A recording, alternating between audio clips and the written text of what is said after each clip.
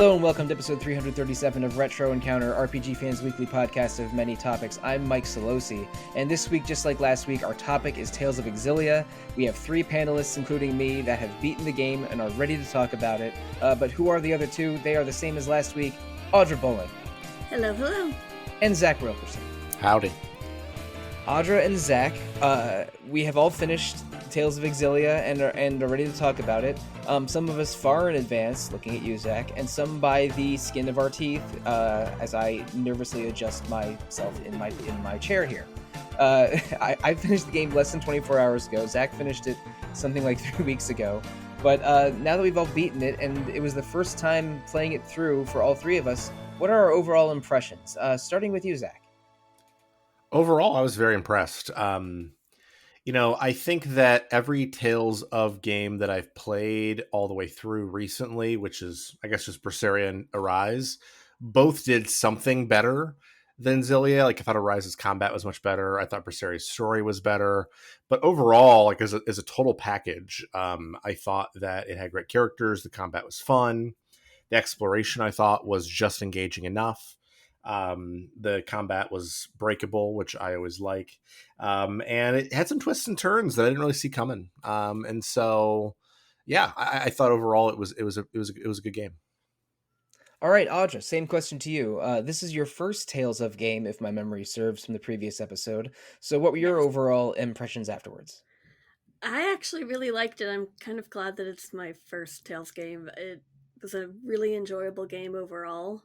I loved the characters, and it was just awesome. Right, and well, I guess I'm a bit more of a Tales old head than either of you. We probably established that in the previous episode a little bit, but this is, I think, my 8th Tales game, if my math is right, and I'm a little annoyed at myself for waiting so long to play it, because this is really one of the good ones. I felt that the combat was good, the story was good, the mythology they set up was at least interesting. The characters were likable, or at least likable enough that you could feel the party that you don't hate, which is not always true in RPGs like this. And yeah, it's kind of like it has anime tropes and RPG things that maybe make you roll your eyes a little bit, but overall, this is a very, very good game, and like it also. Maybe PS3 games are just better looking than I remember, because I thought that the character models are really clean in this one. Yeah, I like all the character models. And in terms of like the look, the thing that actually impressed me the most was the load times in this game were like non-existent, and that was amazing. I can't think of a video game I've played from that era that didn't have load times, and I would like load from like one side of the world to another planet, like, oh, I'm there immediately. It was so yeah, I love the character models, but I really like the load times.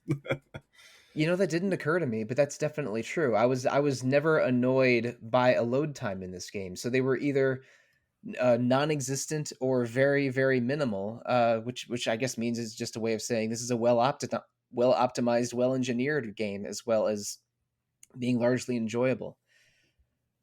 Audra, did you have any major technical difficulties with playing it? Because I mean, all of us played this on a PS3 because that's the only way you legally can play this game. No, actually, that was once Zach mentioned the load times. I was like, oh yeah, I did not have any. So it played really great for me. Maybe unfairly, people will that are fans of JRPGs consider the PS3 a bit of a dark time, or the PS3 and 360 a bit of a dark time, because there just weren't as many classics or bangers as you think of from the PS2 or even the PS4 era. I think, but this is Xillia is an exception. This is a really, really good RPG in an era that was not the best time for JRPGs. So that's another, I think, feather in the Tales cap here. Like this game stands out because it's just really solid all around. Is a good entry in a long series, and there weren't a ton of great other JRPGs at the time. Is that a fair statement? Yeah. I mean, I can think of maybe one or two other really good ones in the PS3. In terms of like straight JRPGs, one on the 360, and then obviously Xenoblade on the Wii, if you're considering that part of the same generation. But the thing that I think is impressive about it is like that they were able to they were bringing out so many Tales of games at the time, just like the pace of it, and like we're talking like some classics to a lot of people. I mean, coming right off of Abyss, you've got Vesperia, you've got this one, Grace's F, which I know a lot of people say good things about the combat with. Like the fact that they were still so productive, I think is something that's probably a little bit overlooked, and that they still like met a pretty high bar of quality. Yeah, going by Japanese release dates, Namco Tales Studio was basically just developing a game on each system. You have Vesperia on the 360 in '07, then Graces on the Wii in '09, and then Xillia on the PS3 in 2011. And so they were they were testing the waters of each of those ecosystems, and eventually Vesperia got a PS3 port that was Japan only. Grace's F got its PS3 point. Grace's got its PS3 port, Grace's F, which was released internationally, and then the Vesperia remake has all the stuff from the PS3 extras. This era was pretty good for Tales, although there weren't a lot of other uh, amazing JRPGs at the same time. Next month we are going to be playing a different one of those JRPGs for the PS3. But really, I do remember that era of me being me getting really deep into Mass Effect and Dragon Age, among other things. Oh yeah. And and that was around when my the tail end of it is around when my Diablo 3 obsession began. So like I don't remember the 360 Wii PS3 era being amazing for JRPGs, but Tales of Xillia is really good. So that was just me being, I don't know, me being stubborn or slow and not getting to it fast enough. But enough about the generalities of Tales of Xillia. We didn't get very far in the plot in the previous episode. We got towards the end of Act 1. Um, but and I don't want the rest of this episode to be just a recap of the plot, but we're gonna explore some of the themes by recapping the plot. So buckle up. At the very end of Act 1, around where I stopped playing the game at our previous episode, was the team discovers a human experimentation lab just outside of Sherrilton. They plan to confront King Noctigal about it. The mayor, the governor of Sherrilton, who's oh wow, what's his name? Rowan's master, who looks like he's 19 years old. Drizel's brother, right? Klein or Clive? No, Klein, that's it. Klein. Yeah, Okay. yeah, Klein with a C. That's it. Yeah, Klein gets assassinated by a royal assassin, and that really and not long after that, I think Elise Mila and Drizel get captured. correct. They get captured and sent to Fort Gondola. So I think if you're on the Mila half of the story, which Audra was, you like basically orchestrate Mila's prison break. But if you're on the Jude storyline, which Zach and I were, you have Jude, Rowan, and Alvin break into the prison to try and rescue her. So that's the sort of last dungeon in Act 1. It's a little confusing. There's a lot of elevators. There's a lot of block pushing. Mm. Um, Yeah. but at the end of it, you confront King Noctigal. He is crazy powerful. He attacks Mila, badly injuring her, and that chapter of the story ends with Jude like trying to help Mila recover first in Sherrilton, and then when that doesn't work out, he gets the idea to maybe take her to his hometown so his family clinic can look after her. So Audra, I have a question directly for you. How did the Mila half of this story, part of the story, go? Well, it's basically you play as Mila trying to break out of the dungeon with Drizel and Elise, but Elise isn't a party member because they took They took Tipo. Tipo away for experimentation at that point. So it's basically Mila just doing everything on her own, which Oh wow. kind of it makes it really you think of Mila as being very kick butt, but I mean, I've heard there's a fight later in the game that Mila has to go through that is insanely difficult because you have to solo it. I think it might be the tougher path, actually, from what I've heard. yeah. There are a couple solo sequences with Jude, but they like the ones towards the end of the game. Whenever you're soloing, they only give you enemies as just ones or twos instead of giant packs of 4 or more, like in like when you have a full party. So, was that how it was in Fort Gondola? Because I remember that that being a medium annoying dungeon. Pretty much. I think there was maybe 3 groups of 3 enemies at times. I kind of utilize quick save a lot. Oh boy, Just to... yeah, just from that comment alone, it sounds like Mila's path was the more challenging of the two. Mhm. But if I ever do that, it'll probably be through New Game Plus. So yeah, challenge gone. Can we But talk about the obsession with this game with block puzzles though? It's yeah, like I someone do like discovered them them. and they were just like, well, we're just going to give you about 700 of them. And eventually I'm like, because I didn't realize there were lifts inside of the rooms in there. So like I was like super confused. But just like so many block puzzles. Like, I stop. the visual indicators are not always great in this game, and like I couldn't figure out I was supposed to interact with an item or a feature in the game until I like was practically throwing my body against the wall that held it or something. I activated one of those lifts by accident. And it's like, oh, okay, there's an elevator here. I didn't see Right. that. That's how I discovered it too. Yeah, it's a lot of trial and error. Yeah, same with me. So it was and a lot of Tales games have dumb puzzles in them. Like I think I feel like every single Tales game has to have a sewer dungeon and has to have a puzzle where you fire a laser and have to adjust a pattern of mirrors to have the laser reach a destination. I was amazed that Xillia didn't have one of those. Yeah. But yeah, there was a little bit too much pushing around blocks and then climbing on blocks to either get a treasure chest or to get to a vent. If this game was made in 2021 and not 2011, there would probably have the wall features that you're supposed to interact with glowing or something, Hmm. because they're Yeah. just better at that kind of thing nowadays. But a couple times I couldn't figure out a puzzle because of not seeing where the door was or not seeing what the interactive Yeah. element was. None of them are challenging, but yeah, just like my ability to see what the game Mm-hmm. wanted me to see was a struggle at times. And sometimes combat gets busy, and Jude has so much forward momentum with his attacks. I would accidentally kill something and then keep doing a combo and be like facing the wrong direction and across the screen from my next target in the middle of fights. But that's I clearly just haven't played enough Marvel vs. Capcom to get used to on screen busyness. But after that dungeon, Mila has a bad leg injury and perhaps paralysis even on the lower half of her body. But she still is like, I still need to destroy this the Lance of Kresnik. So she is dragging herself out of bed, trying to crawl to the door so she can continue her journey.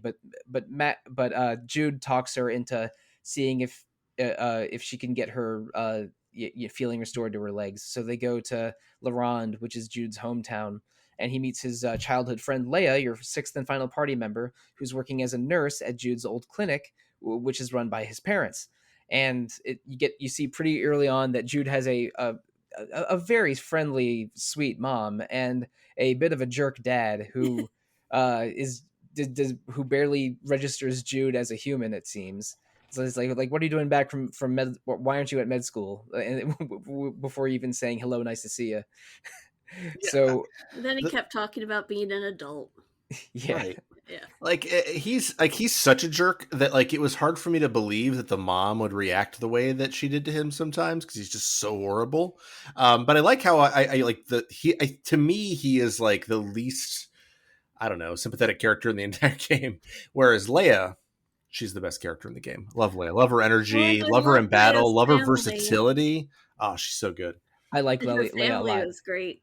Leia was one of the characters I used the most in this whole game, Hmm. along with Jude, Mm-hmm. Mila, and probably Rowan is fourth, because I mean she can heal. She has an item steal that's easy to do if you just pair her with someone that has a knockdown move, Hmm. and I think she's like sort of average in terms of physical combat, but just so useful by being the game's second best healer and having a good utility Yeah. skill.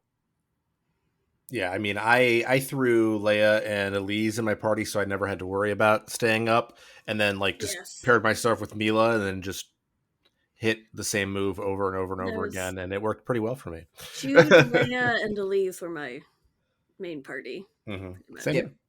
Oh yeah, I guess I mentioned mine was Jude, Mila, Leia, and Rowan. But sometimes for boss fights, I would swap out Rowan. If I wanted more healing, I might put in Elise. Hmm. But that was mostly my party, and also Jude has a link art with both Leia and Mila that can heal the entire party easily. So if I had an okay means of all heal even with no Elise, but I had to use a link art. So Jude's father does look at Mila's legs, say it's impossible, and he doesn't want to use the Asperix method that he used in the past for another patient. But Mila is so determined, and Jude is so determined to help her that he goes and tries to use the Asperix method without his dad. Turns out he needs an item called a mana fossil. So him and Leia go into a mine to collect the mana fossil. Mila's legs dramatically return to function at the boss fight for the mine. So it turns from you go from a 2-person party to a 3-person party very briefly, but the pain and intensity of the device is so great that Mila actually faints afterwards. And when Jude returns, even though he was successful, like his dad greets him with a slap in the face because again, Jude's dad is not the most He's not warm and likable guy. fuzzy. No, he is not. I don't think he's going to make our list of best RPG dads for Father's Day next year. No. And shortly after that happens, Rowan and Elise come to visit, and after a 3-week time skip because Mila's undergoing rehab, and you're ready to move into Act 2 of the story. But what else do we have to say about this part here? Jude and Mila's relationship, like Jude is sort of realizing that he's not really sure what he wants to do, like because he's out of med school, he's a fugitive from the law, and all he really cares about right now is helping Mila. And this becomes a theme for the entire rest of the game. Like, what is your purpose? Like, is there a point to what you're doing? Is helping Mila really all that you want to do, or is just she making the decision for you, Jude? Which Right.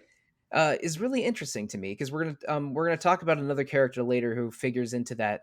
But and Jude's journey, like, basically ends up with him sort of.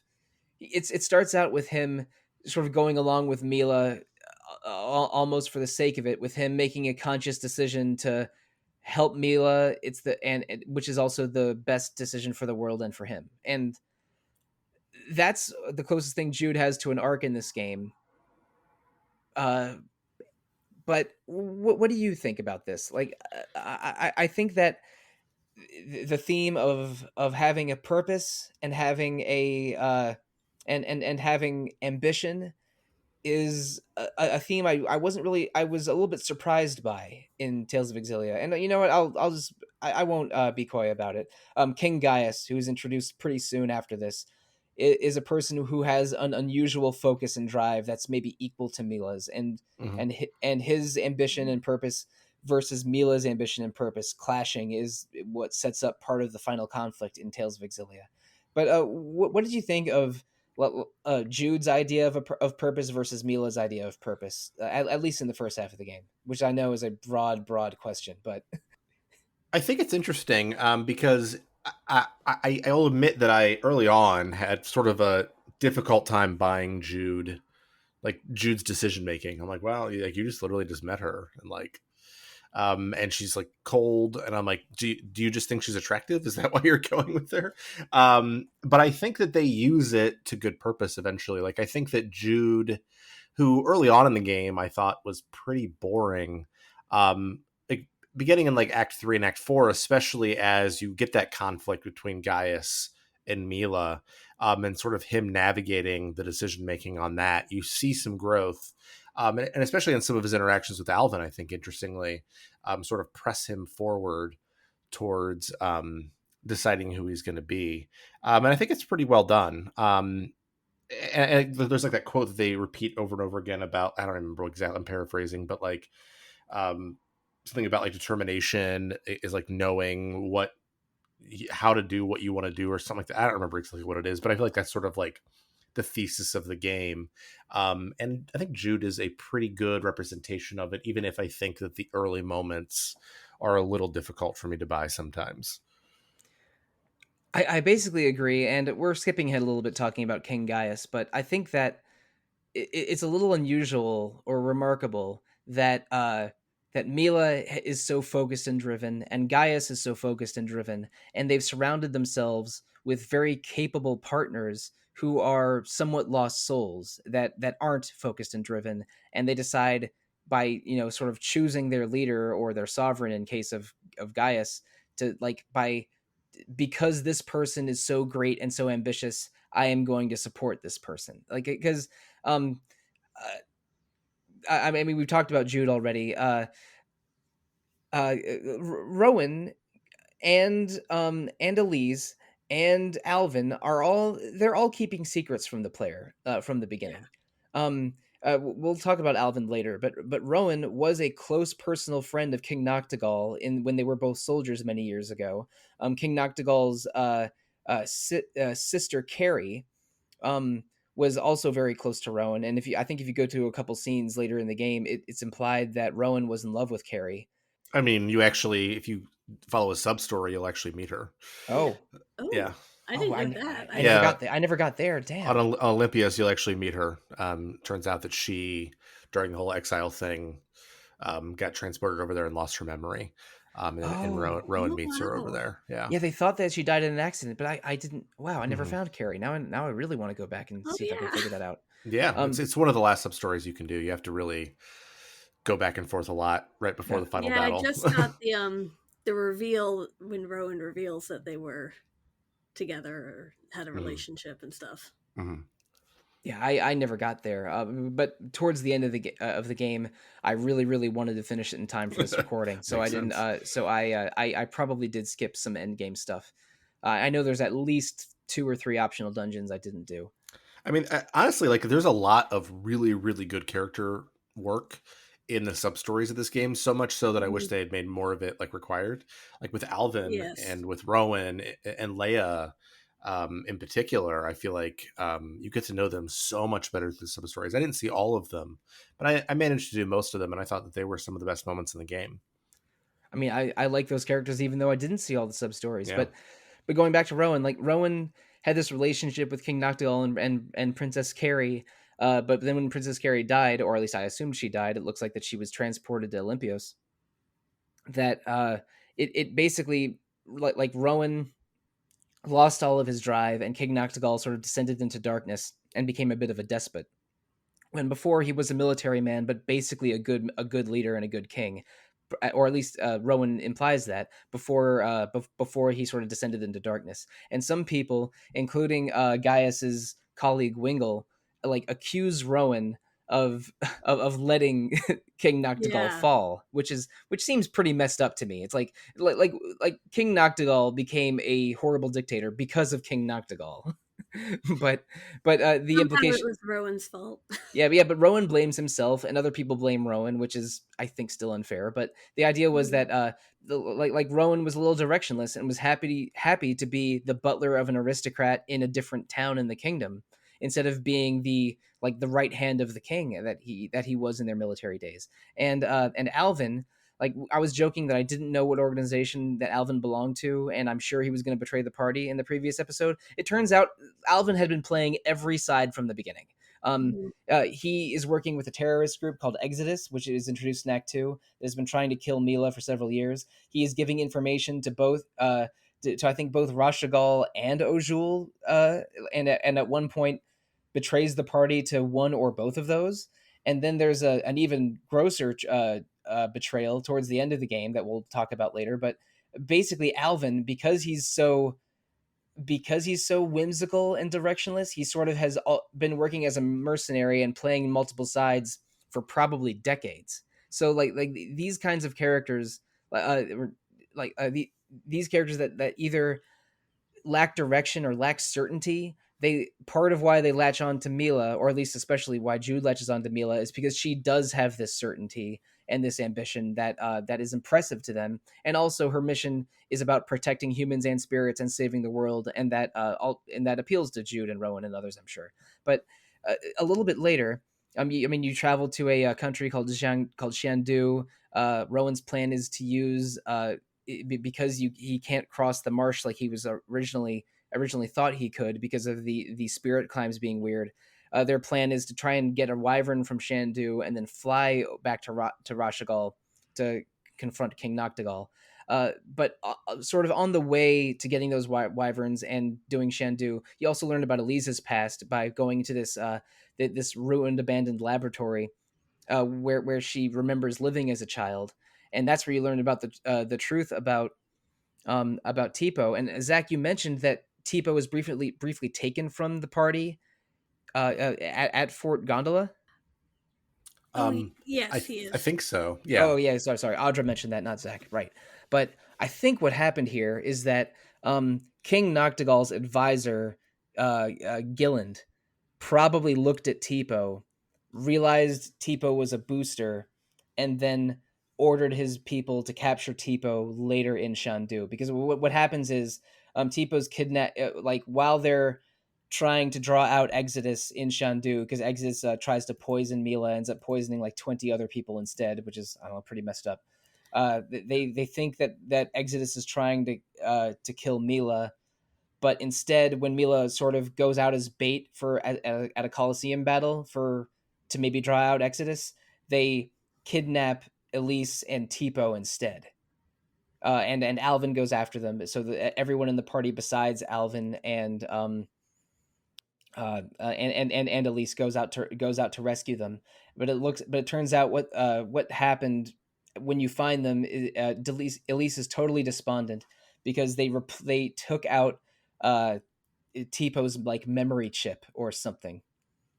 And I think, and we learn much later, Gilland is the leader of Exodus. Spoiler alert, but I think that Gilland noticed something about Tipo in Fort Gondola, and then later tells Exodus to capture Tipo in Jandu, and that leads to what happens with Gilland and summoning a Spyrix at the end of Act 2.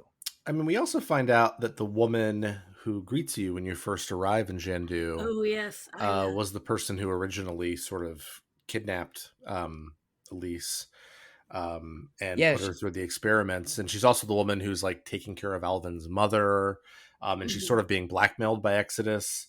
So I think it's possible that maybe she's the one who ferried that information elsewhere, but I'm not sure. well, I mean, I don't know if she knows about Tipo the way that the people in Gondola would have known Yeah, about that's fair. Tipo. Yeah. Yeah. But she was definitely a human trafficker and delivered Elise to that laboratory, and but is trying to put that life behind her. But that past life is being she was blackmailed by Exodus to do it into doing this. For a while, I thought maybe she also poisoned the everyone in the Coliseum, but I don't think she did. That was probably just Exodus agents. And they mentioned that Exodus infiltrated the judges of the Coliseum competition, which allowed them to, you know, put Mila Keep it into it, going. yeah, to arrange for Mila to have to fight, a horde of people on her own. To the death. Yeah. Oh, now instead of having teams, now it's single combat only, and it's to the death. And Mila, you have to fight for your team. You're sure this isn't rigged? But yeah, so there's a lot of corruption in Shandu, and you learn about Exodus for the first time, and you learn not a little bit afterwards that King Gaius's aide, who might have even been Rowan's replacement, is the leader of Exodus. But it ends up with you do get permission to use some wyverns, but before you can fly out, you have to meet the king of Ojul, who is the aforementioned King Gaius. He is in the official snow town of this game. Pause for a second here. Sure. The advisor that led Exodus was Noctigal's advisor, right? Yeah, not Gall's Yes. advisor. Okay, cool. Yeah, his name was he was introduced as Gilland, but then you learn later his name is some very convoluted Olympian name. Okay, cool. So I wanted to make Um, sure. yeah. Was I unclear about that I before? think I thought you were saying that it was Gaius's advisor, but I could have misheard. Oh, So maybe I misspoke. All right, so right. So Gilland is the leader of Exodus who orchestrated a lot of the what's going on in Act 2. But in the capital, oh, it starts with a K. It's like Kandambar or something? Kabandar? I should have written this down. I honestly don't remember. Kanbalar. Okay, I wasn't that far off. Kanbalar. All right, so my mistake. King Gaius is the king of Ojul, and he rules from the capital, Kanbalar, which is a snowy area in the mountains, remarkably close to Jiandu, which is a desert city in a canyon. I But hadn't thought about that. I mean, they do make it pretty clear that the climate of the entire world is bananas because of spirit activity creating spirit climbs. Hmm. So that's how you have a snow kingdom and a desert kingdom so close together. It's why it's why it's always nighttime in Fenmont, while and maybe it's always daytime in in Sherrilton for all I know. Actually, no, there are night scenes at Sherrilton, so that's definitely not true. We don't have a Shadowbringers scenario on our hands. But at Conblard, you meet Gaius, and you meet a few of his lieutenants, who are called the Chimeriad, basically four very powerful warriors that are with him at all times. One Jiao, the large bandit who was Elisa's keeper in the town of Hamel earlier in the game. He's one of them. The lady in the ridiculous fishnets that you fought in the reef area, Pressa, is another one of them. A very stoic man with a katana named Wingle is a third of them. And you don't learn this till later, but the fourth one of them is the crazy lady in the red dress that you fought in the laboratory near the very beginning of the game. So, yeah, Gaius and his four lieutenants are sort of uh, like a named and numbered group of the Tales game, of Tales of Xillia, which is something I love in a lot of Tales games. But Gaius is so determined and focused and stern that it's a little alarming. It's like he is an overwhelming character in a way, but he commands so much loyalty and respect his from his subjects and others that you can tell he's going to be important. But so Mm-hmm. I have to ask, especially Audra, because you finished more recently than Zach did. What was your impression of Gaius? The whole Gaius experience. I thought he was a really interesting character. At first, I was like, oh, so is he going to be. I was like, I bet you're going to fight him at some point, but I didn't realize the level of how they'd involve that in the story. Pleasantly surprised. I was pleasantly surprised with like the later plot reveals about him in the later acts and stuff that you kind of team up and then they go into the fighting later. It was an interesting. I thought he was an interesting character. So, Zach, I guess not quite going into end game stuff, what were your impressions and feelings about Gaius? I mean, I think early on he is, as you said, he's really imposing. And I guess I spoiled myself a little bit on Xillia 2, in terms of what his role there was. So I was a little surprised by how antagonistic he is early on. And you were talking about him with Mila earlier, and in terms of how they both have such determination. But I think that, sometimes the distinction between he and Mila is that what he's doing seems, I guess, more selfish in some ways. And I feel like that you can make the argument that makes him a really good leader, but I think that you can see how he would be an effective and imposing king and like some of the most difficult boss battles in the entire game. Insofar as there are difficult boss battles in this game, are against Gaius. And I think they do a good job of communicating his power through that. It's one of my favorite things that RPGs do when they make like a boss like way harder than everybody else. And I think it's really cool they did that with him. Mm-hmm. Yeah, it creates an intimidation factor in a way. Like from the Mm-hmm. beginning, you can tell Gaius is a big deal, and Mm-hmm. in your early fights with him, it's communicated very clearly that this guy is powerful. Mm-hmm. You know he's going to be trouble. And you meet Gaius's sister in a series of side Mm-hmm. quests. Her name's Carla, but she doesn't indicate that her brother that she talks about, who won the Colosseum battles at age 14. She's a little bit coy that her brother is Gaius, and you have to figure that out from other sub stories. But we're gonna get back to Gaius, I promise. But the end of Act Two um, is you leaving Kanbalar, getting a wyvern, flying across the sea, and finally returning to Fenmont to challenge King Noctigal. Now, I hope I'm not getting this in the wrong order here, but when you return to Fenmont, first you try to find the Lance of Kresnik in the laboratory, but it's gone. And then you run into Agria, the final member of the Chimeriad that we mentioned before, the woman in the red dress. she instantly has a dislike towards Leia, which is weird but kind of expected, because whenever you have these kinds of groups of named people in the Tales game, they have to correspond to one of the heroes every time. So Agra is paired up with Leia. Pressa has a relationship with Alvin, so they're paired together. Rowan is paired up with Wingle, because Wingle thinks of Rowan as like a failed version of himself. And then and then Gaius and a certain other character we haven't met yet correspond to Mila and Jude. But so you meet up with Audra again. She indicates that the lance was brought into the castle. You storm the castle, have deal with a dungeon that has teleporting pods in it, but it's not nearly as obnoxious a teleporter dungeon as I've experienced in the past. That's the truth. Because we've all, I'm sure, all three of us have had some rough teleporter dungeons over the years. This one wasn't so bad. Zach, the less we talk about that portion of Nocturne, the better. Oh, I couldn't agree more. But so you do end up challenging King Noctigal. He's a boss fight. He's been using the booster technology that Leia was involved in over the years. Oh, we didn't mention this before. The experiments Leia was involved in as a kid ended up her being paired up with Tipo, who is a semi-sentient doll, but he's also a booster that enhances someone's mana lobes. So from her having this doll for almost her entire life, say 10 years, is how she accelerated into an advanced magic user, because she had a mana boosting device at her side for her almost her entire life.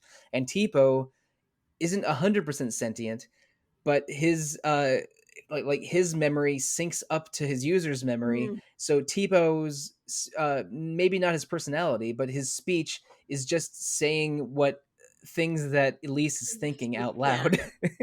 Which, and once you learn that, like, everything Tipo says is taken into a crazier context. And for and for a while Tipo is a little bit more muted, which completely devastates poor Elise. She's unable to forgive Alvin for all the lying he's doing, and in part blames him for what has happened to her, which is not totally fair on her part, but it's definitely fair that she is suffering and sad, even though she has an extremely kind support system around her. There's even a pretty heartbreaking scene where she says some horrible things to Leia for being like a late joining party member that isn't contributing, which Leia has a bit of a complex about. But they get over it mostly. But it is sort of crazy that Tipo eventually gets to the personality that he had at the beginning of the game. But it takes some time, and it's basically like losing your memory card full of all of your game saves, even though you still have your games and can eventually make new game saves. All that time and investment and memories are gone. Look, I'm just saying that as someone who has lost save data or memory cards, I was feeling for Elise at that moment. Yeah. And she didn't get to choose like in Nier Automata, so I understand. That's right. But anyway, fast forward back to the end of Act 2 in Tales of Xillia. They storm the castle, they defeat King Noctigal, and right around when Noctigal is like up close to reconciling with Rowan, he gets stabbed by giant ice spears with two voices in the background commanding it to do so. And you learn later that it's Gilland and Celsius, and we will talk about them very soon. But the king's death does leave Rashagal in chaos somewhat. Rowan sort of steps in, gives some orders to hopefully stabilize things. But Act 3 opens up with maybe this is still the end of Act 2. You sort of learn that Noctigal had sent forces over to Ojul for a large scale battle, and Rowan sort of does some political maneuvering so to have you join the battlefield there. So it looks like the King Gaius's forces and the Rashagal forces are going to have a knockdown drag out fight with the Lance of Kresnik at the center of it all,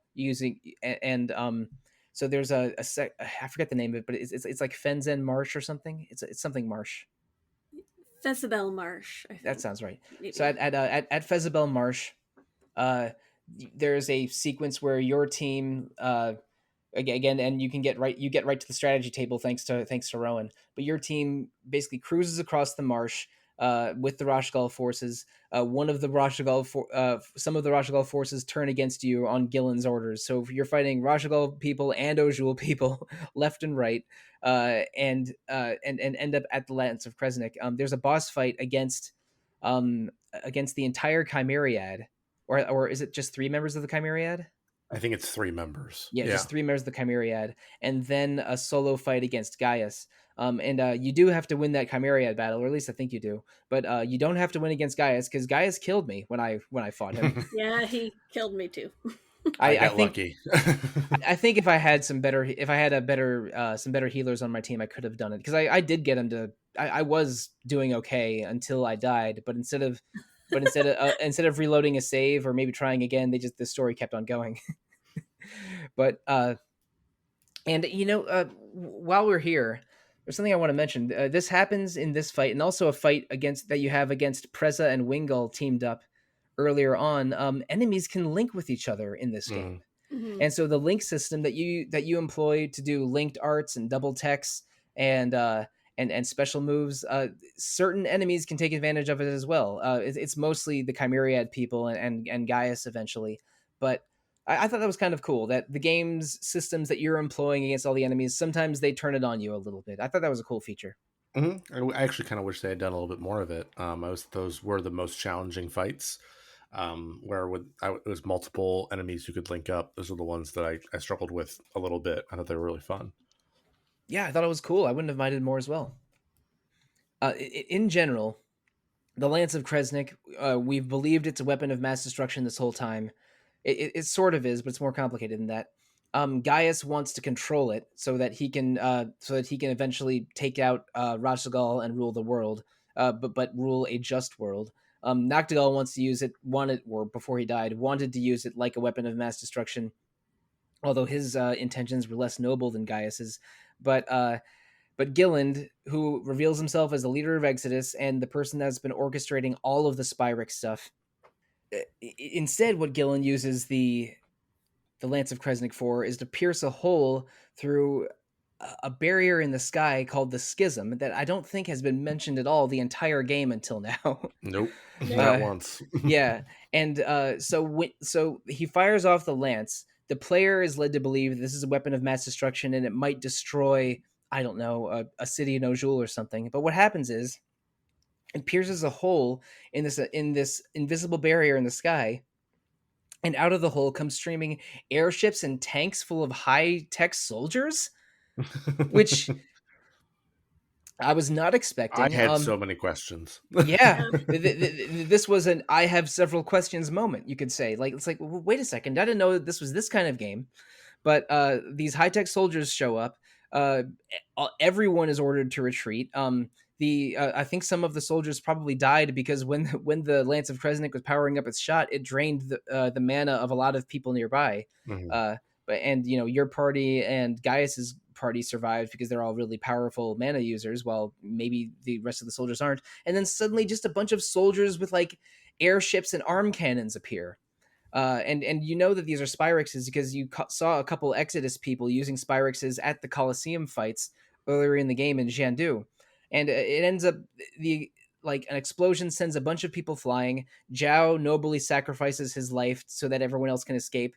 But before escaping, he apologizes to Elise, wishes that she would be happy, and tells her that he is the bandit that killed her parents, which must have been a bit of a mind blow to poor Elise.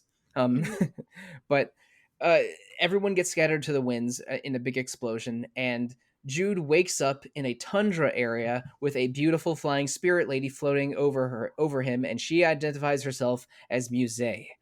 And oh boy, we maybe should do an entire podcast on Muse. But because she has some issues.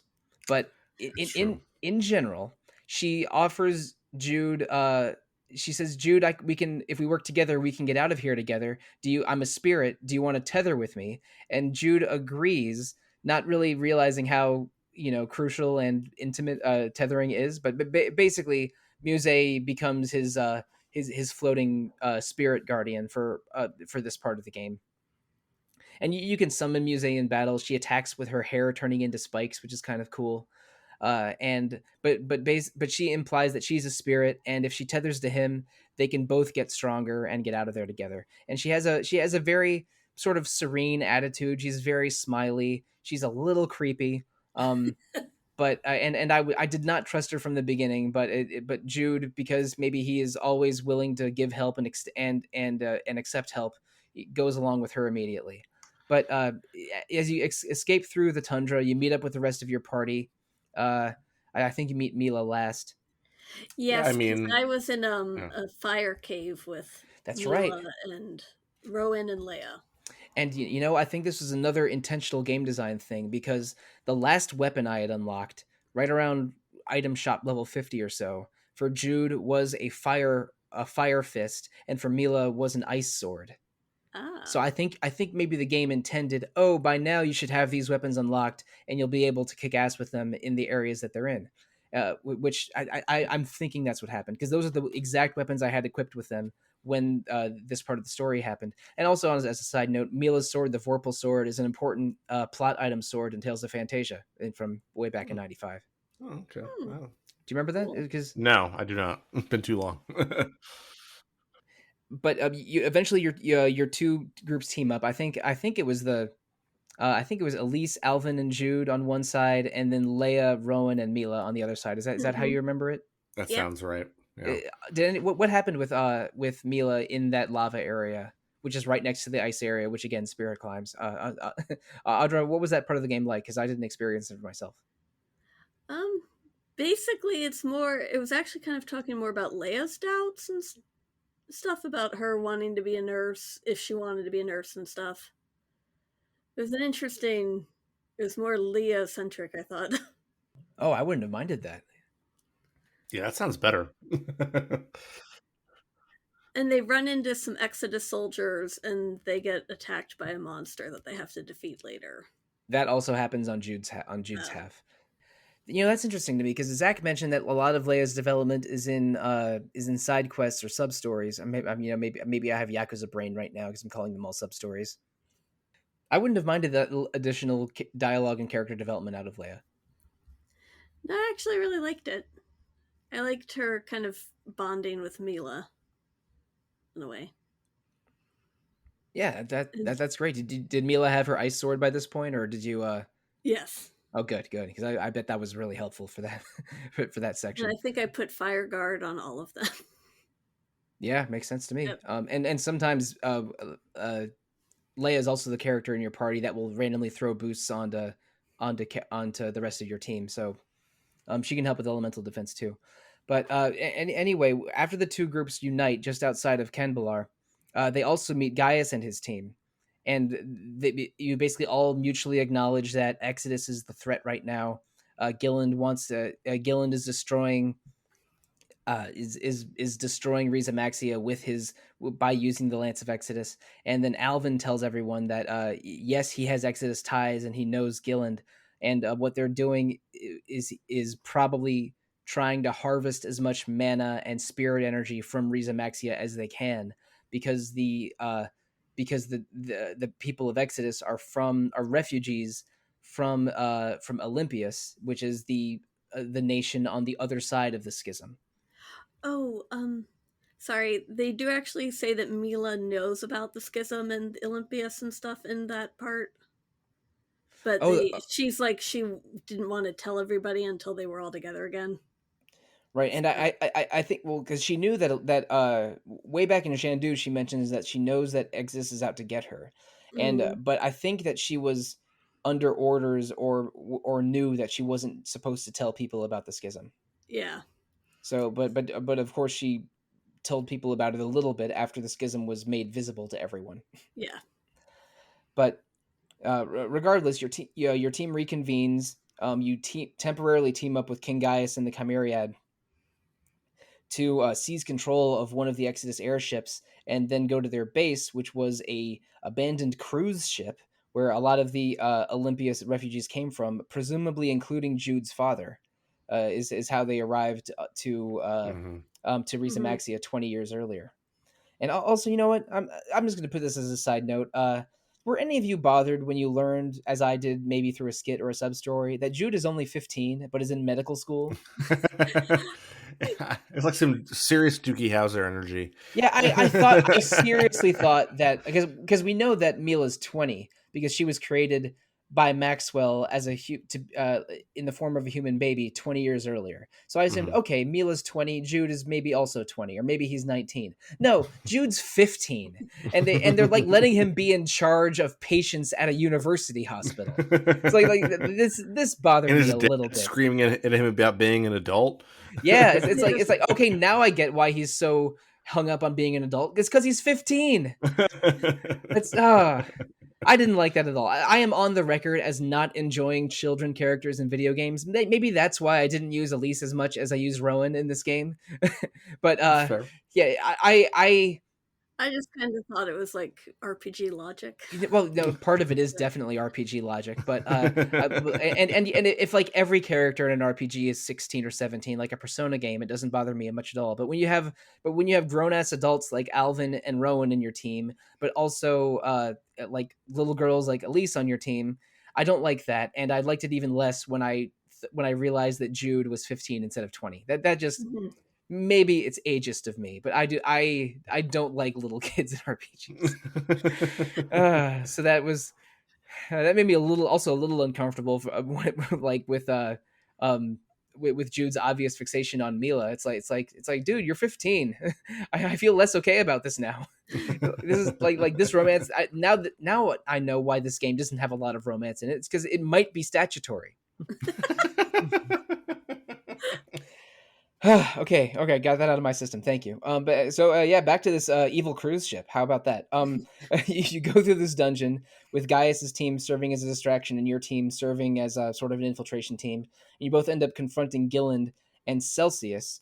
Celsius, I think you meet earlier on the battlefield, but she is the ice spirit in a bunch of Tales games. So it's a little bit weird that she's like an enslaved villain for this part of the game, but she's under Gilland's control.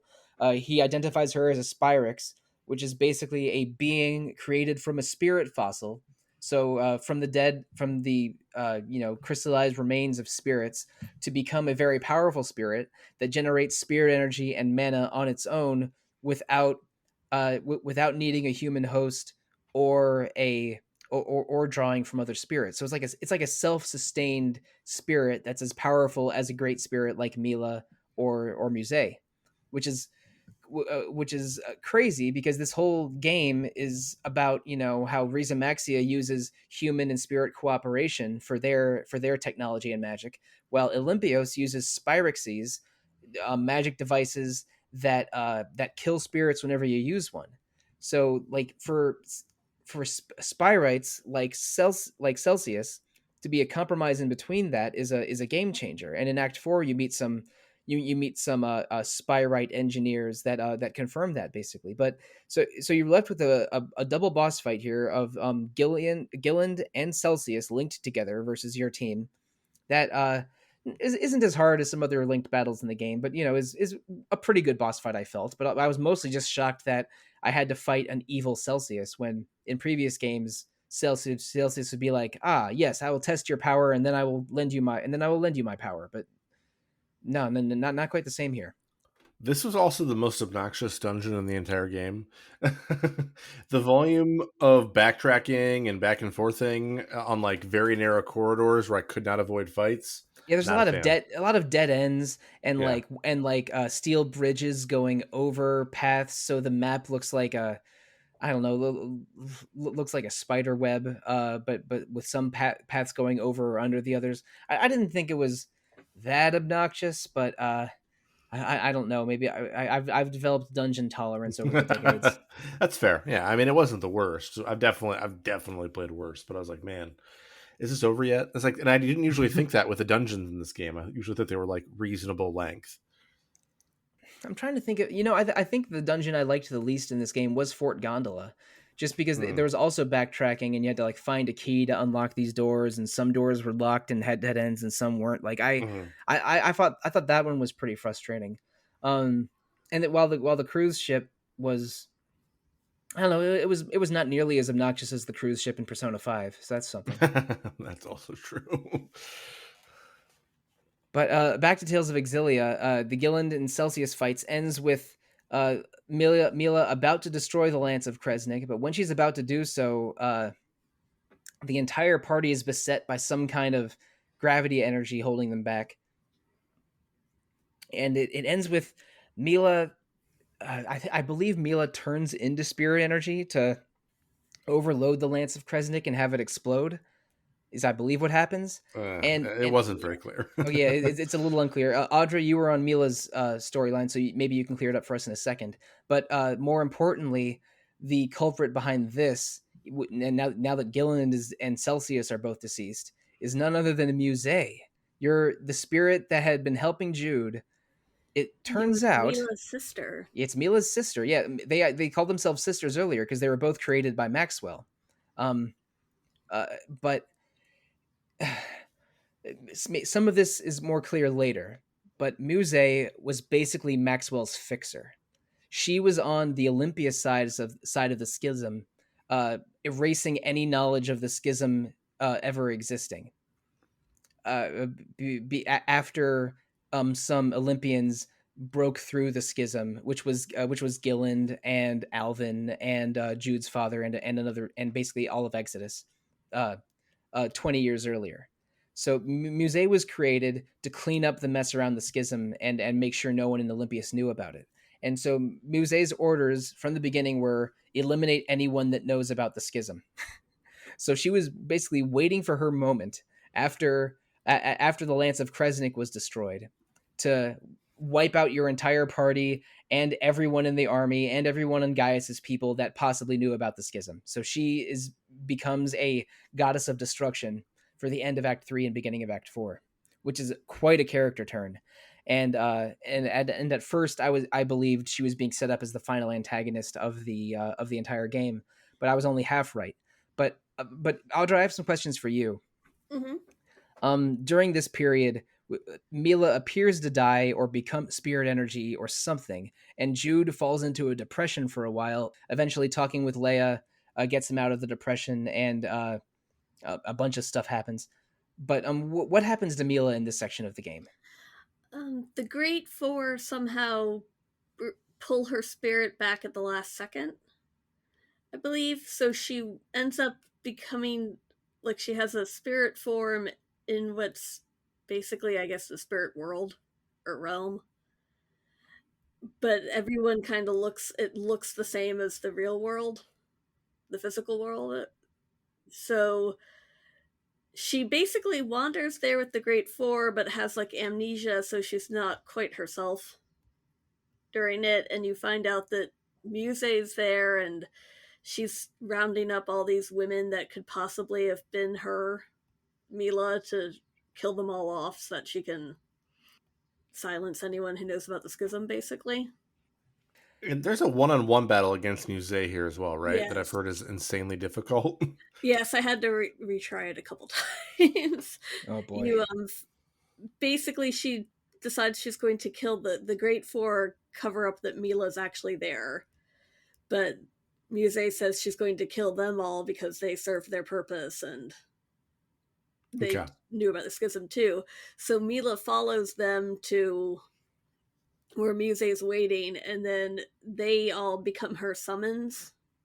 I guess Mhm. they tether to her, and they choose to fight with Mila, and that's where you battle Muse, and it's a really hard fight.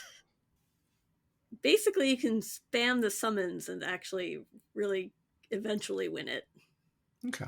Yeah, because when Mila eventually rejoins the party, and this is what Zach and I experienced, she comes back with the four spirit summons that she had at the very beginning of the game. So I Mm-hmm. guess what happened was Mila used her spirit energy to overload the Lance of Kresnik to explode it. But at that moment, probably what happened was the Great Four Spirits were freed of the Lance of Kresnik. They saved Mila's spirit, and then in the spirit world, Mila sort of, makes herself more whole again with the help of the Great Four. Is that a fair assessment? That is pretty accurate. All right, okay.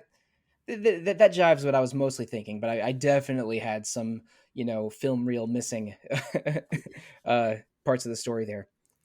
So on Jude's side, he is recovering in Hamel with Leia. Yeah, I think in the shack where Elise was locked up in the past, and he is in he's totally despondent and in despair because he believes that Mila is gone forever. But Leia basically tells him to get over himself, and right when he's starting to recover, Alvin finds them, and he's under Muse's orders to exterminate them. So basically, Muse is like tells Alvin, "I'll spare you from my reign of terror here if you can kill Leia and Jude and Rowan and Elise." Ew. So Rowan is able to expertly hide himself in Elise because that's what Rowan does. But Alvin comes uh, to kill Leia and Jude, while Jude is a sad lump. But and he shoots Leia in the back, which shocks both Alvin and Jude somehow. Like as he shoots her, Alvin even says, "Hey, I didn't mean to," and he's shaking. But then that results in a one-on-one duel between Jude and Alvin. And so Jude beats some sense into him, but then Alvin leaves, and Jude and Leia meet up with Rowan and Elise shortly afterwards, and they have a discussion where they arrive at the conclusion Mila wasn't exactly Maxwell's incarnation on Earth. She's more like Maxwell's agent because she was created to draw out Exodus so that Muse could kill all the people that knew about the schism. Like Mila and Muse were both basically created by Maxwell to clean up Maxwell's mess Mm-hmm. from the Exodus schism break.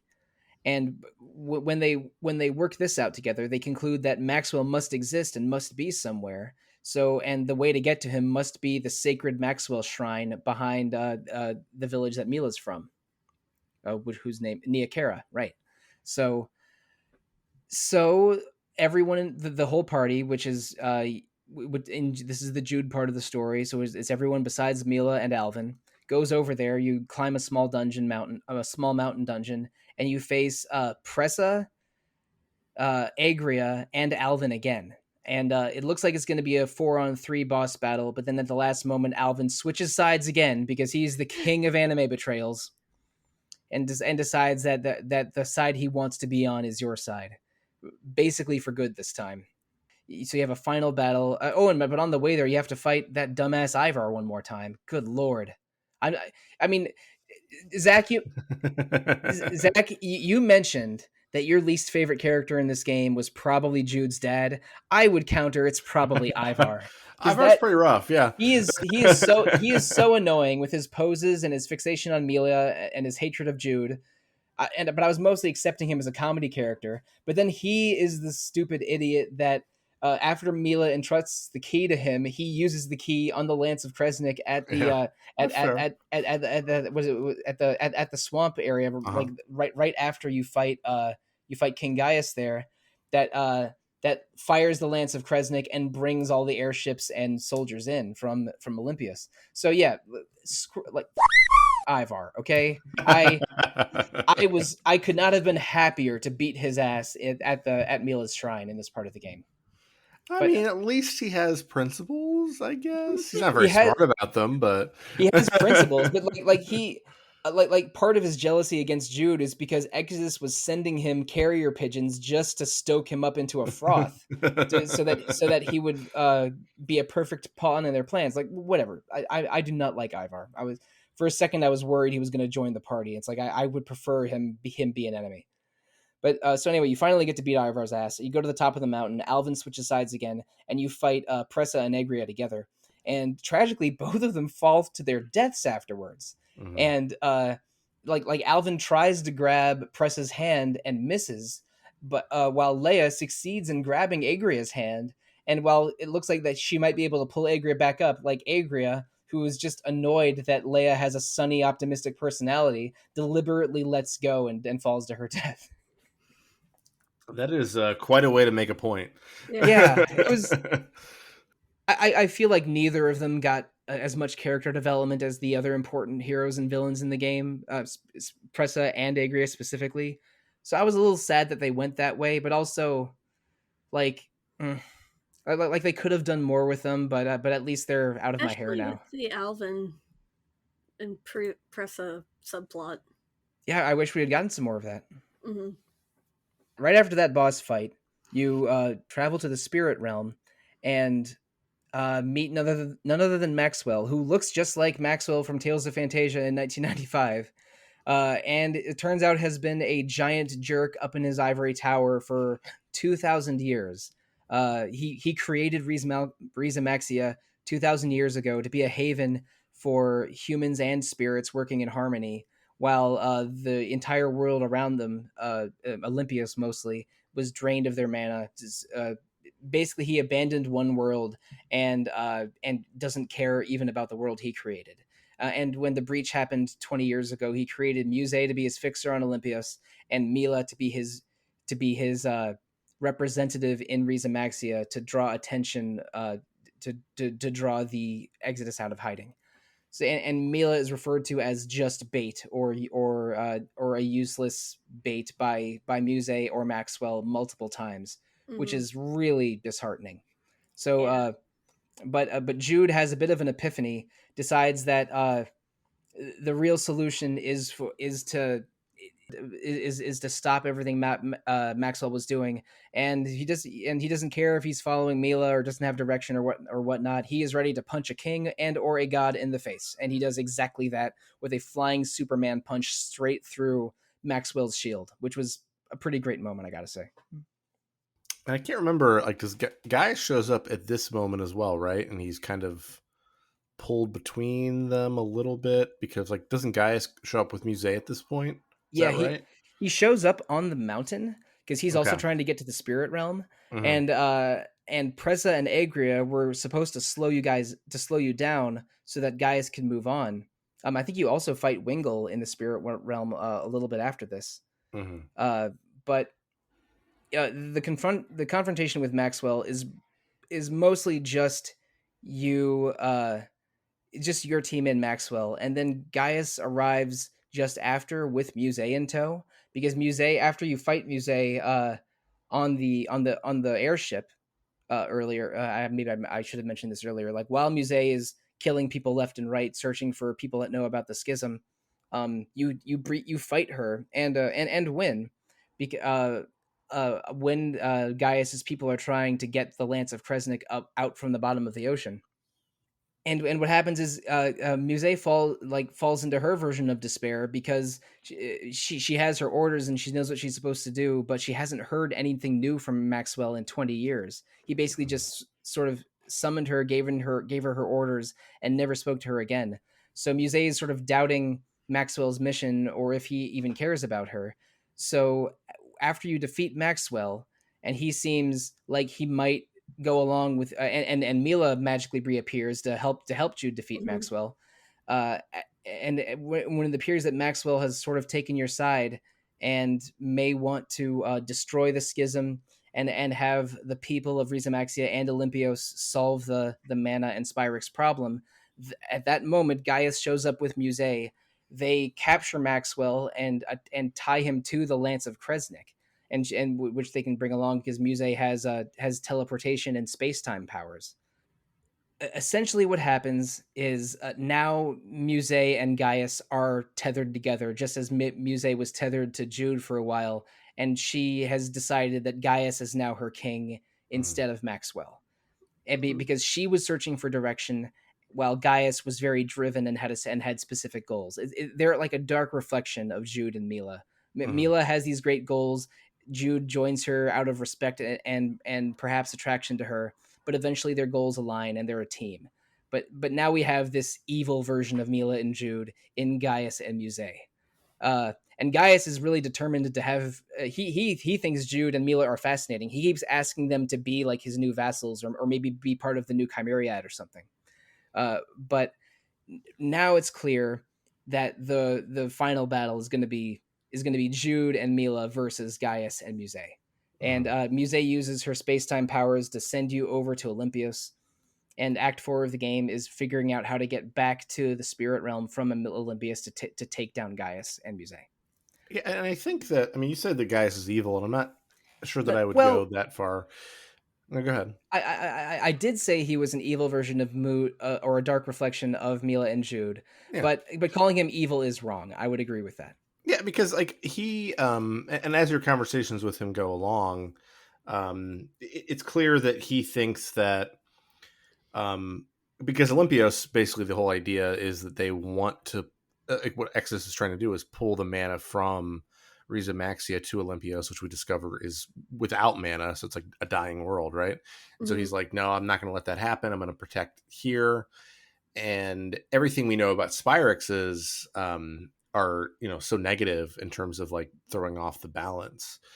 But you know, when we get to Olympias and we realize they have like Celsius, they have other methods maybe of having self-sustaining energy.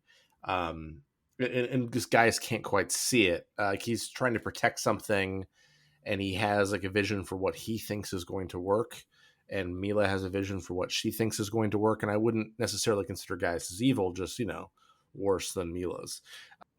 Yeah, I think that's the right way to do it. Gaius is not evil, but he's extremely driven, Mm-hmm. and the game is not really good versus evil. It's more Gaius's ideals versus Mila's Mm-hmm. ideals, Which I Mm. and like. yeah, Yeah, in terms of JRPGs, I think it deals with the idea of how we pursue ideals and how we discover ideals in really interesting ways.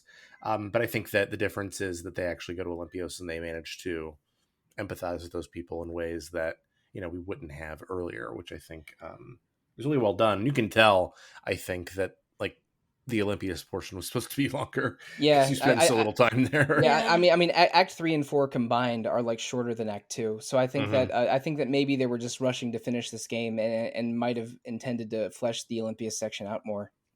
Mm-hmm. I think they were trying to get it out for the anniversary, I think. Yeah, and they actually just missed the anniversary, because 2010 was the 15th anniversary of Tales, and this game ended up coming out in 2011 in Japan and 2013 worldwide. But this game throws you some curveballs, but I don't think they're unfair curveballs this time. Mm-hmm. Like at first, King Noctigal is the central antagonist, and he's a despotic ruler that you know, was really affected by the loss of his sister. But after you defeat him, we get swerve number one, where the real villain is Gilland, who was Noctigal's advisor. Gilland is the one that made the kingdom of Rashagal build the Lance of Kresnik, and Gilland's ambition from the beginning was to break a hole through the schism so that people from Olympias could invade, and they can harvest Rieze Maxia for spirit energy and human mana. But basically destroy one world so his world can survive, which is not exactly the same as a few other Tales of games, but some Tales games do have this idea of a dying world needs, you know, to be sustained by a healthier world, and Tales of Eternia, Tales of Fantasia, Tales of Symphonia, and to a degree Tales of Arise all have this two separate worlds structure, where one world is feeding off the other, which, you know, would be spoilers to over explain any of those. But and I accidentally kept thinking of the schism as the Orbis barrier, which is the name of the barrier that separates the two worlds in Tales of Eternia, which is, you know, RPG brain affecting me.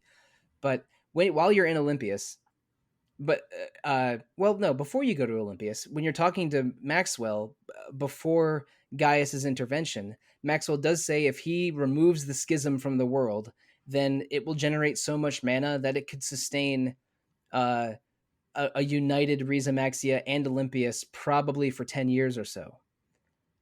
He says like several years, perhaps a decade, in his old man voice. But so that becomes Mila and Jude's new goal. All right, we're going to dissolve the barrier. We're going to and we're going to work together with Olympias to try and find a one world solution, where that restores spirits and mana to Olympias, and to the whole world. But Gaius's solution is absolutely not. Now Gaius and Muse's solution, I guess. No, absolutely not. We're going to preserve Rieze Maxia. I'm going to be the king of of all of Rieze Maxia, and we're going to destroy every single Spyrex on Rieze Maxia, and Elympios, so that they can never threaten the spirit energy of Rieze Maxia ever again. Like those are the two goals for the end game leading up to the final battle. And while you're on Elympios, you meet some Spyrix engineers that have basically create Spyrite technology, and you even see some cute little like animal like spirits that are in that laboratory that and when Jude sees them, he's fascinated by them. It's like, wait a second, so this isn't drawing from spirit energy or killing spirits like Spyrix does. This is creating a semi-artificial life form that does not waste mana or spirits. So like and Celsius was an enslaved Spyrite, and on the way to that the boss fight in that dungeon is against Volt, a Spyrite created from the greater spirit of lightning. And Celsius and Volt are summons in older Tales of games, as are the Great Four: Ifrit, Sylph, Gnome, and Undine. Also familiar to fans of Secret of Mana.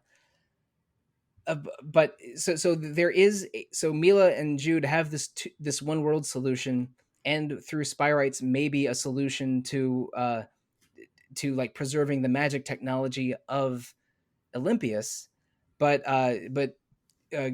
Gaius and Muse aren't having any of it, and with some help from the people at the laboratory, you are and some surprise help from Gaius, who gives you a small knife that will allow you to cut a hole into a dimension and go back to the spirit realm, basically setting up the final confrontation. So that was a lot of me monologuing, and I apologize. But what are your thoughts on this? Like, basically, this game creating a magic-related environmental problem, and then creating two quote-unquote solutions, and basically having this game almost be not a political debate, but a fundamental debate on how to solve the re-healing and restructuring of the world. Like, Zach, you talked about it a little bit already, but this is a pretty interesting alternative to a good versus evil conflict. I think it's a little tidy that they just happen to suddenly have like, a self-sustaining way of dealing with it when Maxwell says he created Rieze Maxia 2,000 years ago, right, to try to maintain some semblance of what it could be. And now that this conflict is happening, they've suddenly figured out a way of dealing with it. But that aside, I do like that it, a lot of times I feel like, like the Shinras of the world, like those corporations that are just taking and taking and taking from the planet are so evil, right? Whereas here, I feel like it does a good job of showing how people's lives depend on the technology on Olympios, and how you have to sort of understand where they're coming from. And like they show, like basically like Mila's setup is basically like a version of that on her leg. So it turns out she's been using the technology that she doesn't like. And like Alvin's cousin. And so I think that I wish that we had gotten to spend a little more time in Olympios. Like it'd been maybe 5-10 hours longer, and like it sort of developed that idea a little bit more. But I do like the notion of it a lot, and I think it's really well done. I mean, I even like that when you confront Gilland for the last time, he actually says that it wasn't him who killed off the people in Olympia, killed off the spirit energy at first initially either. Mm-hmm. Yeah, like it was kind of an interesting morality. Yeah, his attitude was don't blame me for the mistakes of 2,000 years of civilization. Like Gilland was seeking a solution to the energy to the I guess the let's call it the spirit energy problem on Olympios. Gilland's solution was to harvest spirit energy and mana from all of Rieze Maxia. But in doing so, he developed technology, Spyrix and Asperix. The Asperix is the thing on Mila's leg, and Spyrite technology that could be a longer term solution. So this game isn't entirely technology bad, shamanism good. It's more that like technology and exploiting the earth and misusing technology is what created this problem. The solution is complicated, and there might not be one solution, but technology might be able to have a positive impact as well. Mm. And the spyrite stuff doesn't come totally out of nowhere. I mean, we're introduced to Celsius, and Yeah. it's indicated that Celsius was able to be summoned because of a combination of Spyrix technology and booster technology, which was helped along by Tipo memory chip that they stole way earlier in the game. So, like the sort of the spirit energy and Spyrix technology combining allows for a way to preserve spirits that and instead of killing spirits. I think Mm-hmm. that introducing spirit technology isn't totally out of left field, and it Yeah, is it's just fair. it's there to I feel like it's there to provide a spark of optimism, because I mean the game does end with Olympius is not erased from the earth, like Olympius and Rieze Maxia are both survive, and but we'll get into this in the ending in a few minutes. You return to the spirit world, you have to fight Wingle one more time, um, I'm pretty sure he dies too, because all the Chimeriad are wiped out by now, and you have to split up uh, through the spirit realm. So for a while, you're either only Jude or only Mila. Then they reunite, so it's Jude and Mila versus Gaius and Muse. And this, to me, was probably the hardest fight in the game, just because Gaius and Muse go into over limit mode so easily. Mm-hmm. And and while whatever character you're controlling can probably free run around and avoid them, like when Gaius goes into over limit, he's guaranteed to kill one member. Mm-hmm. So but your party slowly rejoins you as the battle goes along. So it can eventually be 4 versus 6, unless Alvin definitely dies, which certainly happened to me. Um, but I thought it was a pretty tough boss fight, but overall, at least an exciting challenge, Mm-hmm. which is the two ideals, or the two unusually driven characters, Mila and Gaius, clashing with their devoted followers. Mm-hmm. It's a little unfair to call Jude a devoted follower, but he's sort of embraced his role as being there for Mila. So I guess he is a devoted follower, but I don't mean that in a derogatory way. Yeah, I mean, I think that he's sort of come into his own at this point. Finally, am I right? Yeah. Whereas Muse was still trying to find herself Yeah. in a lot of ways. Yeah, like I said, all of these characters are sort of either extremely driven, like Mila or Gaius, or searching for a purpose, which is everyone else. Like Leia even mentions to Rowan at one point that she's in love with Jude, and everyone else probably knows it, but she doesn't know what to do. And she knows that she doesn't want to be in Larond her whole life, but she isn't sure what to. She isn't sure what she wants to be. So for now, she's gonna just try to be there for Jude. So like all of the five main characters, other than Mila, are directionless or without purpose in some way, and the game ends with them, finding their place in each of their respective ending scenes, which I thought were very sweet. Mm-hmm. Mm-hmm. But Muse is, I mean, the poor thing, she's just completely lost. She feels like Maxwell's abandoned her, so she connects to Gaius's group, and she's definitely a good asset for him. But I feel like she's a suffering villain, and not really a megalomaniacal villain. I mean, even Gaius kind of feels bad for her Mm-hmm. at certain points. So yeah.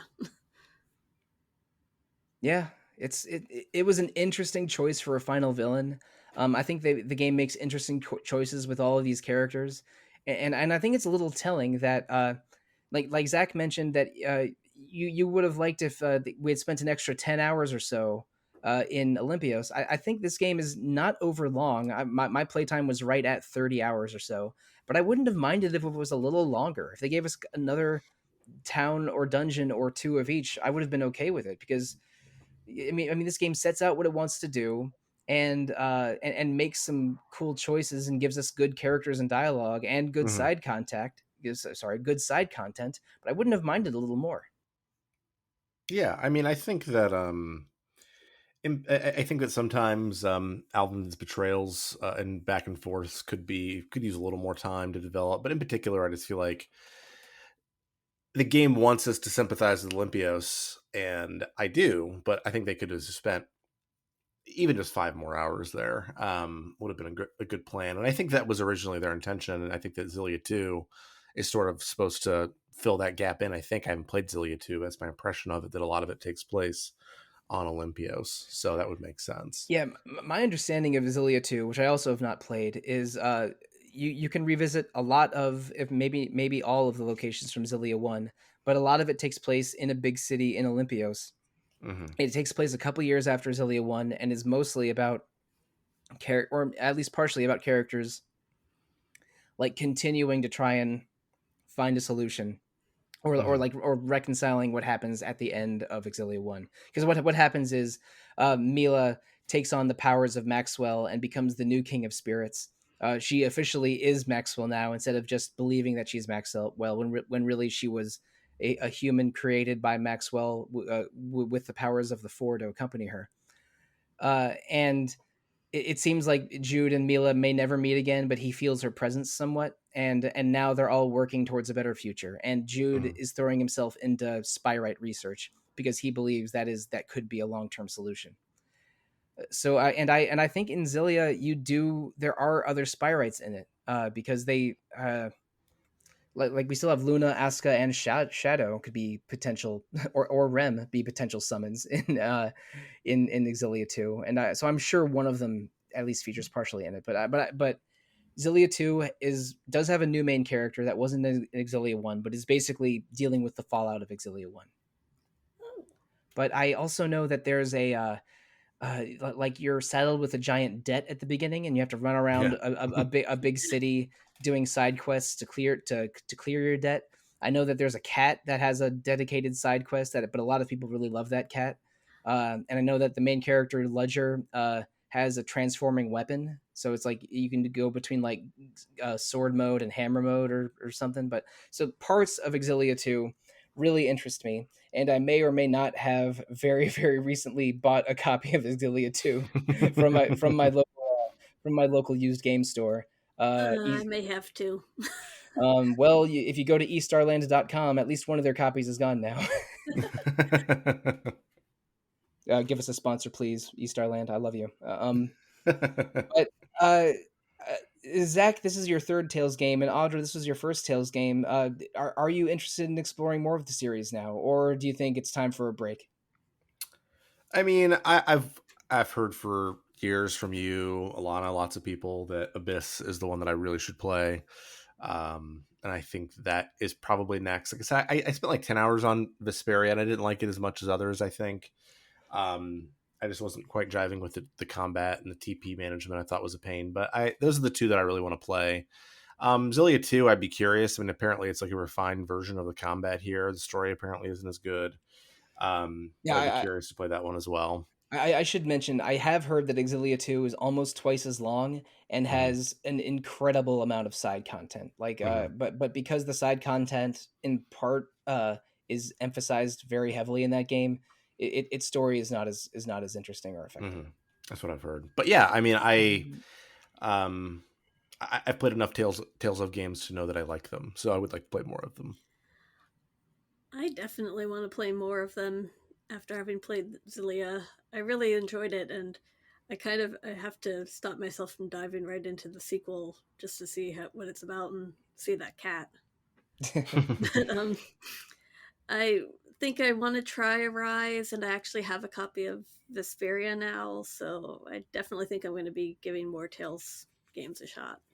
I mean, those are both great places to start. I played Arise last year and really, really liked it. My two favorite Tales games are two that Zach mentioned, Abyss and Vesperia. So I even though you run out of TP a lot in both of those games, I think they're both really really worth playing. I just love the two of the main characters in. Well, I love a lot of the main characters in Vesperia. That was part of why I like that one so much. And I still have a lot of affection for the original Fantasia, but I definitely don't recommend playing that on the GBA version. If you can emulate the PS1 or Super Famicom version of that thing, if you decide to go test Fantasia.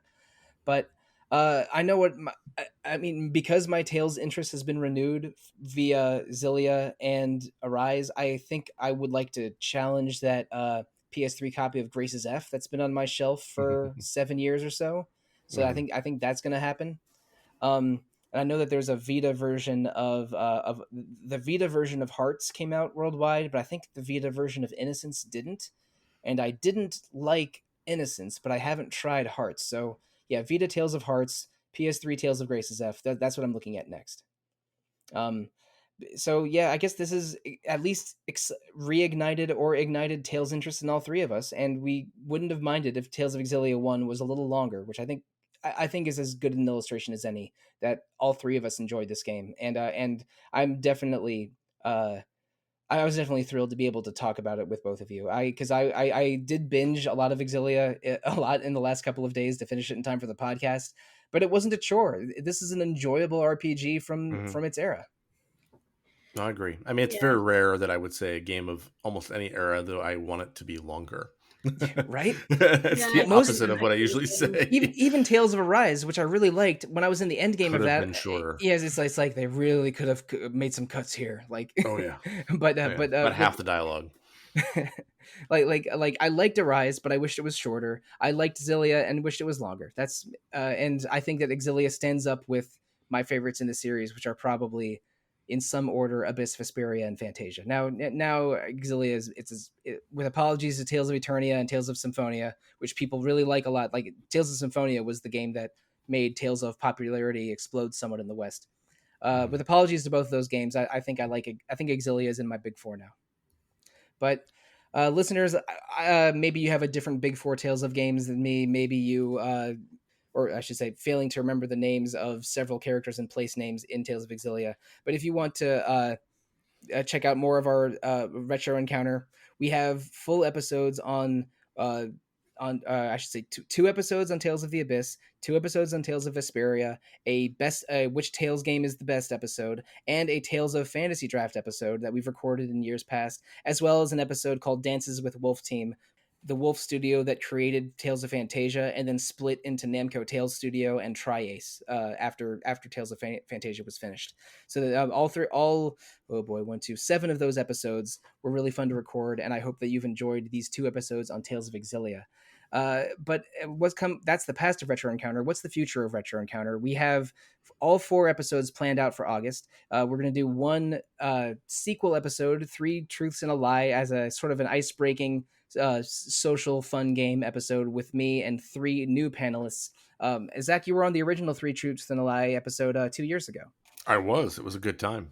Yeah, and hopefully this new one's a good time. We haven't recorded it yet, but that's coming in early August. Also in early August, we're going to have a story versus gameplay episode talking about whether we think that story or gameplay is more important in RPGs, which are maybe the video games that put the most emphasis on story. So we haven't planned that one 100% out yet, but I'm pretty sure that we're going to finally do that episode, because I think that episode has been on our ideas board since 2015. So it'll be fun to cross that one off. But in addition to those 2, we're doing 2 episodes on Final Fantasy 13. So it's another month of me praying that my PS3 does not give me the yellow light of doom sometime in the next 30 days. But listeners, if you want to reach out to us about past, future, present episodes, the best way to do so is to email retshow@rpgfan.com. You can also comment on RPG Fans message boards or the Facebook page or our Twitter, our YouTube, our Twitch channels, something streaming basically every day on Twitch. And there's also 3 other fine podcasts that are part of the RPG Fan Podcast Network: Random Encounter, Rhythm Encounter, and Phoenix Edge. The first about randomness, the second about music, and the third about current events. Phoenix Edge is currently on hiatus, but Random and Rhythm both air every 2 weeks. You can review our Retro Encounter or our other 3 podcasts on Apple Podcasts, Google Play, Spotify, however you listen to a podcast. If there's a way to rate us, please rate us. We love feedback. All the feedback. But if you want to give us feedback as individuals, not as a podcast, let's share how to do that, starting with you, Zach. The best way is probably email zachw@rpgfan.com, or you can find me on RPG Fans Discord at zachw. Now, same question to you, Audra. Audra B@rpgfan.com. And listeners, for me, maybe you've heard me say this up to 300 times, but I am most easily found on Twitter. I am at The Real Monsoon most of the time, at Evoca for Dogs other times, and in RPG Fans Discord, I am Monsoon Mike. I think that the weird spirit climb system in the game was only because of like spirit activity and Maxwell's shenanigans. So I'm wondering if is Finmont going to still have Eternal Night? Well, I don't think it does at the end when they show. Yeah, day breaks over Fenmont. Yeah, I think when they showed Jude at the university, it's not night, maybe.